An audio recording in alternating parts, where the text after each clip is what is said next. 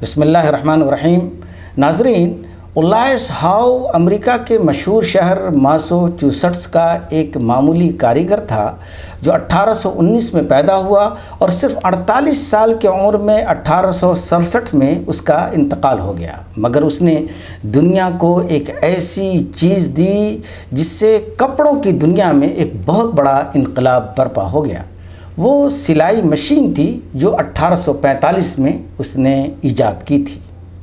اولائس how نے جو machine بنائی، اس مشین میں عام رواج کی طرح اس نے سوئی کے آخری حصے میں چھید رکھا، جس طرح صدیوں سے سوئی کے آخری حصے میں چھید ہوا کرتا تھا۔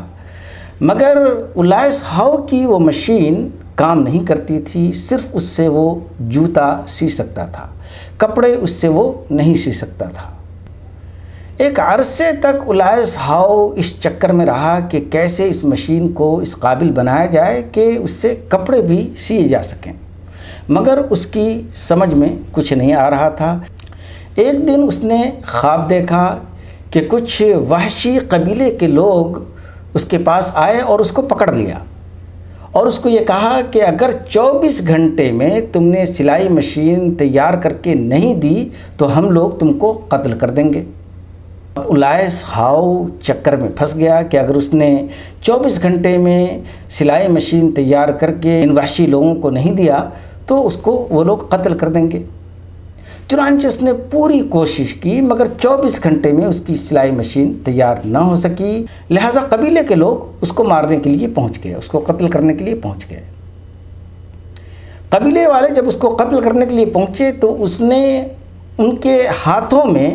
ایک برچھا دیکھا، اور اس برچھے پر جب اس نے غور کیا تو دیکھا کہ برچھے کے آخری حصے میں چھید نہیں ہے بلکہ اس کے شروع کے حصے میں چھید ہے۔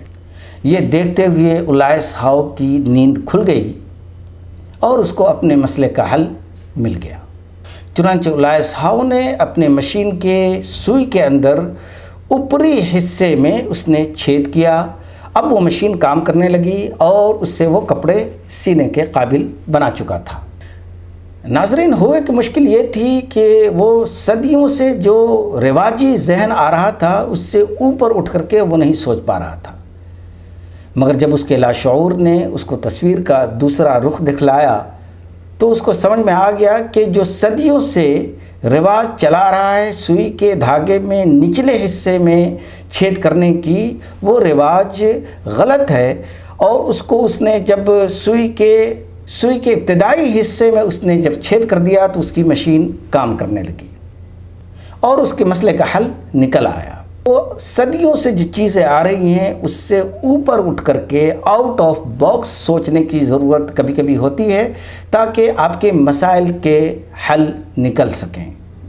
لہٰذا یہ کوئی ضروری نہیں ہے کہ صدیوں سے جو رواج چلا رہا ہے وہ رواج صحیح ہو، وہ رسم صحیح ہو، اور اس سے ہٹ کر کے اس سے اوپر اٹھ کر کے سوچنے کی ضرورت نہیں، بلکہ ہمیں اپنے صدیوں سے آ رہے رسم و رواج سے اوپر اٹھ کر کے اگر ہم سوچیں تو بہت سارے ہمارے مسائل حل ہو سکتے ہیں۔ بہت شکریہ۔